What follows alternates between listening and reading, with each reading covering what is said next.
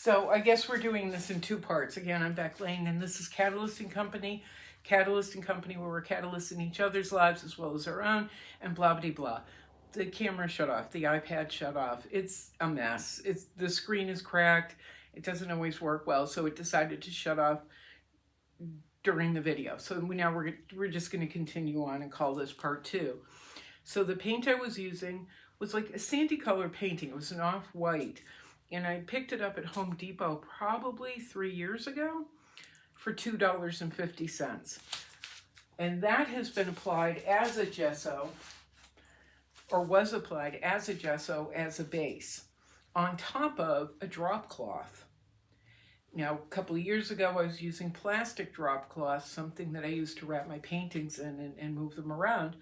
But then I found drop cloth that's poly with a paper finish on top. So I gessoed that, like you would gesso a piece of paper, a piece of parchment or whatever to paint on. So that's what I've done here. And then on the top of that is my aerosol and then acrylic paints. Not something I normally use, but the oils that I was trying to use, because I'm more familiar with them, the oils I was trying to use a year or two ago, I've had to put to the side because we weren't getting the vibrancy, we weren't getting the same effects. It just wasn't working out well. So, and it's more costly. So I've moved on to acrylics, and I'm getting them again now. I'm retraining my brain with them.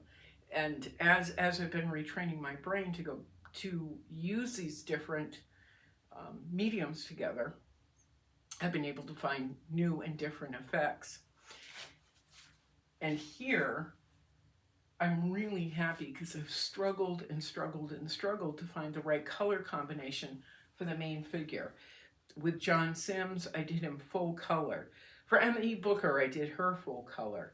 For several iterations of John Sims, those mural sketches for John Sims, I tried using a green. I don't know. I tried using my teals that I really like. None of it was working out.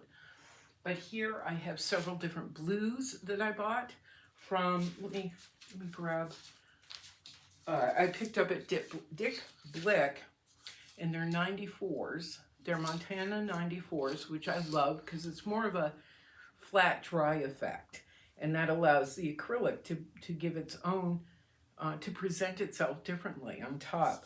So I have several different blues, including this kind of dusty dark blue. I have an electric blue, I have another version of a blue, I have a lighter blue, but then also in the acrylics, it's Prussian blue, which I'm very familiar with. A little bit of black gesso mixed in sometimes, an electric blue. So I'm using different tones of blue or different hues of blue with black gesso, black paint, and keeping it reasonably simple. But in that simplicity, there is still complexity on top. The other day I was talking to a friend, a really good friend, who, and actually, she's kind of a famous portrait artist, which blows my mind. And she's offered, to help me whenever I need anything. Very cool, by the way. I was talking with her, and she said, she made the suggestion, and she is right, and it is something that I think about quite often, that maybe I shouldn't post that much. I'm not posting as much here on YouTube as I have on other sites, including Instagram and Facebook, and the umpteen other ones I was using, Pinterest and all of those. I've kind of slimmed everything down to YouTube, Instagram, and Facebook. On Facebook, I tend to post a lot more now. I know it's the old person's site. Younger people don't go to it. I don't care. I have a base that I am familiar with there, and they're familiar with me. And that's the point, is that we build these relationships together. So for me, in terms of posting, it's Facebook, Instagram, and then YouTube. And I'm sorry, it's not quite as much as it used to be, but there we are. And I'm building these interactions and connections. And these interactions and connections that are not only worldwide, but here in the community too. And with the fellowship I've gotten, I'm getting those people in as well. I've got eyes on me. So we're trying to keep it as familiar and comfortable and friendly as possible through whatever site I'm using. But like I said, it's primarily Facebook. I'm fine with not being trendy. I'm good with that. I've been good with that almost my entire life. Like, I don't care.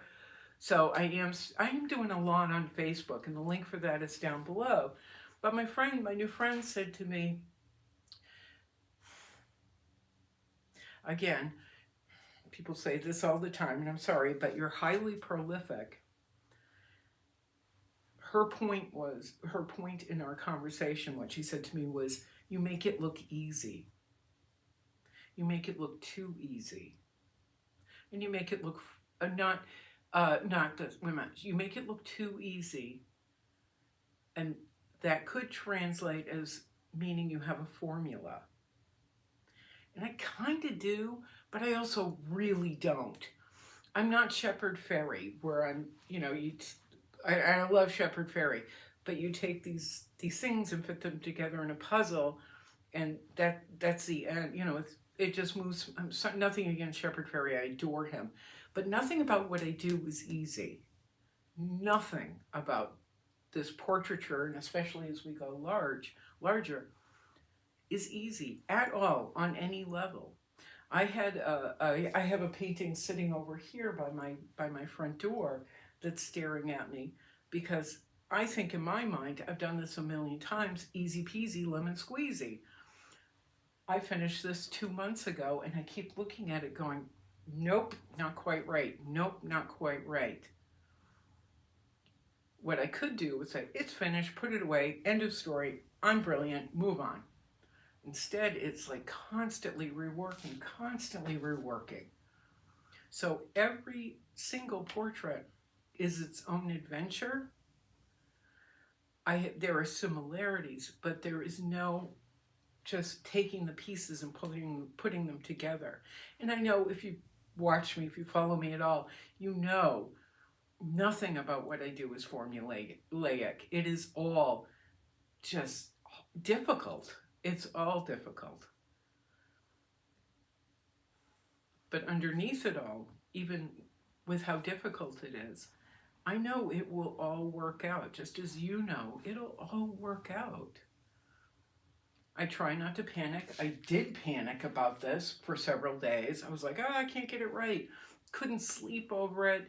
Would come out in the middle of the night and look at it and freak out. And I'm like, there's too much white here. There's too much blue. She looks emaciated. She looks to this. She looks to that.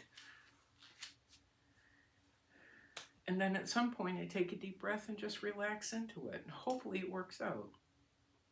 And so that's where we are. I posted the last video I posted of her. We were midway through.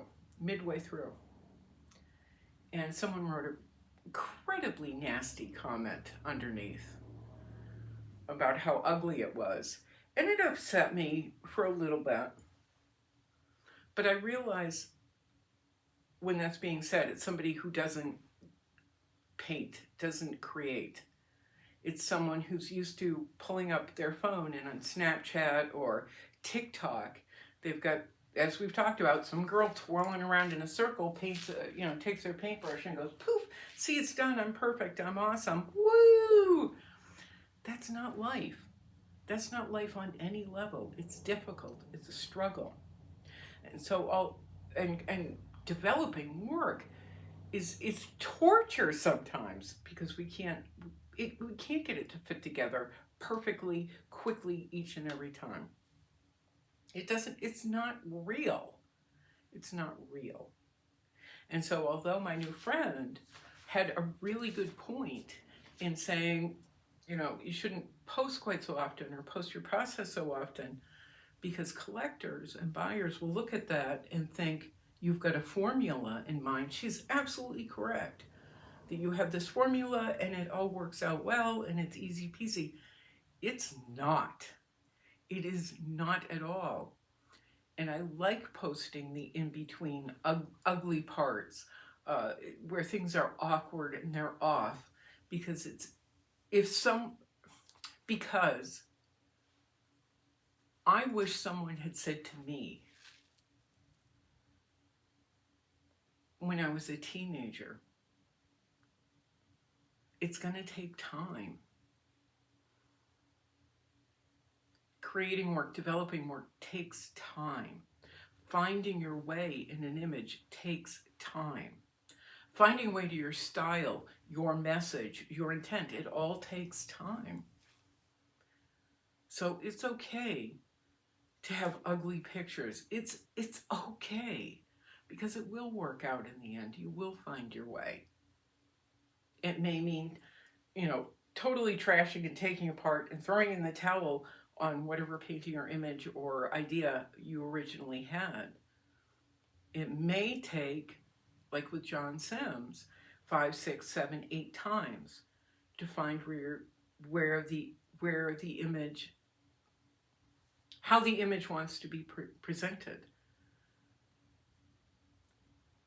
But you've got to allow yourself, and others have to allow you, but I don't really listen to a lot of people who are just talking to talk at me and tell me terrible things. That's not helpful. It's mainly ourselves. We have to give ourselves permission to go through the entire process instead of trying to force it. You will be this, you will be that image. You will be in color. You will be in just black and white, which I've made the mistake of several times.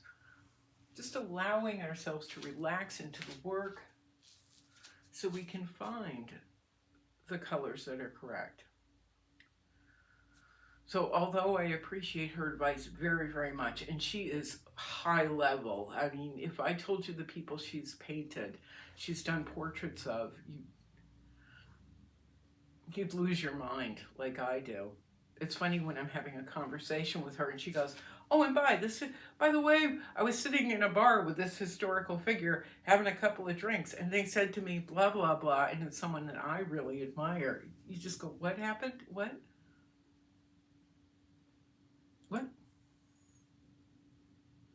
And especially with me right now, I've spent so many years, like so many people here on our channel, so many people sitting in our studios alone and frustrated and feeling lost and alone and treated with disregard. It's so odd right now to be someone that other people want to help and other people want to work with, especially at when we're getting higher and higher on the ladder, whatever that means. I actually reached out to a friend of mine up north last night because I have one artist that I really wanted to talk to. I really wanted to connect with. She's someone I look up to. She's someone, her work is very similar in ways. But I started to think, everybody knows her now. She's everywhere. She's in museums. I was thinking, I'll never have the opportunity. But I called a friend of mine, or I messaged a friend of mine. They live in the same city. They're kind of in the same circles. And I said, do you have a connection here? And he said, I think I do. So it's weird to be in this spot.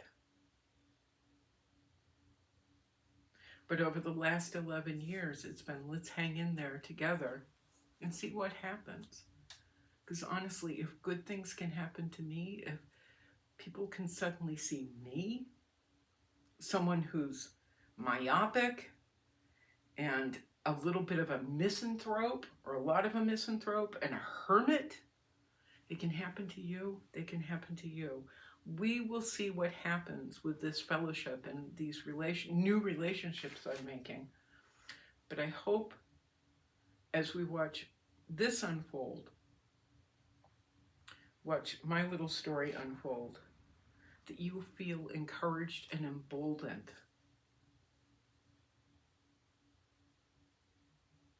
I hate to be tropey. I hate to say the typical thing.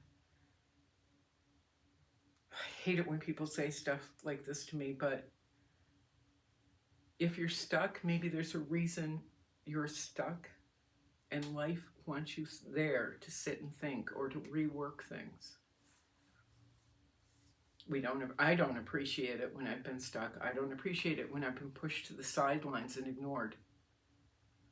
But there could possibly be a reason, a very good reason, as to why I had the last 10, 11 years of nothing going on.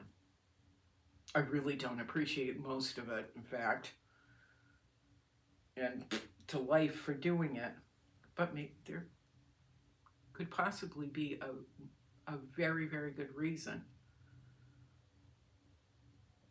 Yeah, I never appreciated it. Never liked it very much. But we'll see.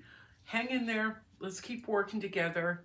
Let's see how this unfolds. I feel like my wins, anything I win, this fellowship, these connections, any win I get is a win we all have gotten.